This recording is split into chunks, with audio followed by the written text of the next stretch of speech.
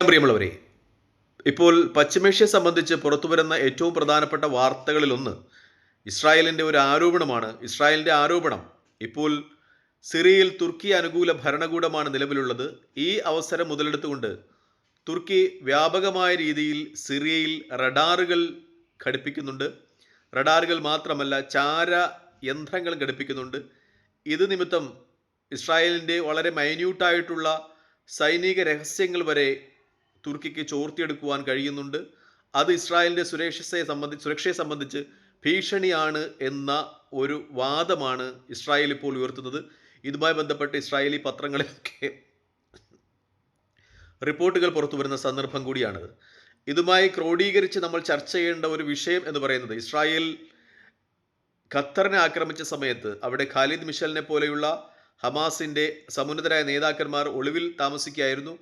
ആ പാർപ്പിടങ്ങൾ, അവരുടെ പാർപ്പിട സമുച്ചയങ്ങൾ ലക്ഷ്യമാക്കി ഇസ്രായേൽ ആക്രമണം അഴിച്ചുവിട്ടപ്പോൾ അത് വളരെ കൃത്യമായി തന്നെ ഖത്തറിനെ അറിയിക്കുകയും അത്തരം നേതാക്കന്മാരെയൊക്കെ അവിടെ നിന്ന് മാറുവാൻ സഹായിച്ചത് തുർക്കി സിറിയയിൽ നടത്തുന്ന ഇത്തരം റഡാർ സംവിധാനങ്ങൾ ഉപയോഗിച്ചു നേടിയ വിവരങ്ങളുടെ അടിസ്ഥാനത്തിലാണ്, അഥവാ ഇസ്രായേലി രഹസ്യങ്ങൾ ചോർത്തിയെടുത്തതിൻ്റെ അടിസ്ഥാനത്തിലാണ് എന്ന നിഗമനങ്ങൾ മാധ്യമങ്ങൾ നിറയുന്നുണ്ട്. എന്തായാലും ഇസ്രായേലിനെ സംബന്ധിച്ച് തുർക്കിയും ആ മേഖലയിൽ കൂടുതൽ സജീവമാകുന്നത് അത്ര സുരക്ഷിതത്വമുള്ള കാര്യമല്ല.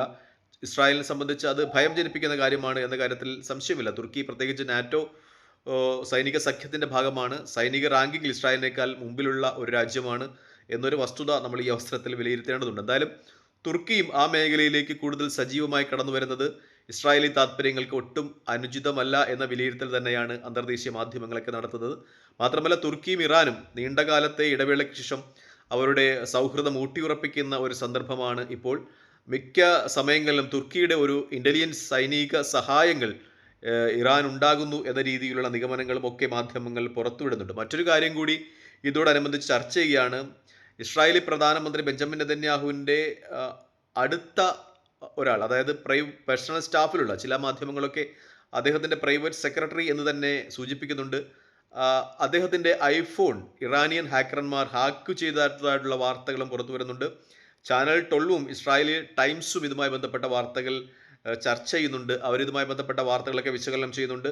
ഒരുപക്ഷെ ഇസ്രായേലിൻ്റെ സൈനിക രഹസ്യങ്ങളും ഭരണകൂടത്തെ ബന്ധിപ്പിക്കുന്ന ഒട്ടനവധി കാര്യങ്ങളും ഹാക്കർമാർ ഈ ചോർത്തിയെടുത്തിട്ടുണ്ടാകാം. അദ്ദേഹത്തിൻ്റെ പ്രൈവറ്റ് സെക്രട്ടറിയുടെ ഐഫോൺ ചോർത്തുക വഴി എന്ന നിഗമനങ്ങൾ മാധ്യമങ്ങൾ നടത്തുകയാണ്. നേരത്തെയും ഈ ഇറാനിയൻ ഹാക്കർമാരുടെ ഭാഗത്തു നിന്ന് ഇത്തരം അവകാശവാദങ്ങൾ ഉണ്ടായിട്ടുണ്ട്. അതൊക്കെ ഒരു പരിധിവരെ ശരിയാകുന്ന രീതിയിലായിരുന്നു നിഗമനങ്ങളൊക്കെ പുറത്തു വന്നത്. ഇപ്പോൾ ഇതുമായി ബന്ധപ്പെട്ട കൂടുതൽ വാർത്തകൾ ചാനൽ 12ഉം അതുപോലെ ഇസ്രായേലി ടൈംസും പ്രസിദ്ധീകരിക്കുന്നുണ്ട്. ബ്രാവറ്റ് മാൻ എന്നാണ് ഈ പ്രൈവറ്റ് സെക്രട്ടറിയുടെ പേര് എന്നും ചില വിശകലനങ്ങൾ വരുന്നുണ്ട്. എന്തായാലും ഇസ്രായേൽ ഇതുമായി ബന്ധപ്പെട്ട സ്ഥിരീകരണങ്ങളൊന്നും നൽകുന്നില്ല. ഇസ്രായേലി രഹസ്യാന്വേഷണ ഏജൻസികൾ മൊസാദും ഷിൻബെറ്റും ഇതുമായി ബന്ധപ്പെട്ട കാര്യങ്ങൾ അന്വേഷിക്കുന്നുണ്ട് എന്ന വാർത്ത മാധ്യമങ്ങൾ നിറഞ്ഞു നിൽക്കുകയാണ്. എന്തായാലും നാലു ചുറ്റും നിന്നും ഇറാനും ഒപ്പം തുർക്കിയും ഒക്കെ ഇസ്രായേലിനെ വളയുന്ന ഒരു സന്ദർഭമാണ് ഇപ്പോൾ ഉള്ളത്. തൽക്കാലം ഈ വീഡിയോയുമായി ഇവിടെ വാങ്ങുന്നു. മറ്റൊരു വീഡിയോയുമായി കാണുന്നവരെ നന്ദി, നമസ്കാരം. ജയ് ഹിന്ദ്. വീഡിയോ ഇഷ്ടപ്പെടുന്നുണ്ട് ലൈക്ക് ചെയ്യുക, ഷെയർ ചെയ്യുക, കമൻറ്റ് ചെയ്യുക. മറ്റൊരു വീഡിയോയുമായി കാണുന്നവരെ ജയ് ഹിന്ദ്.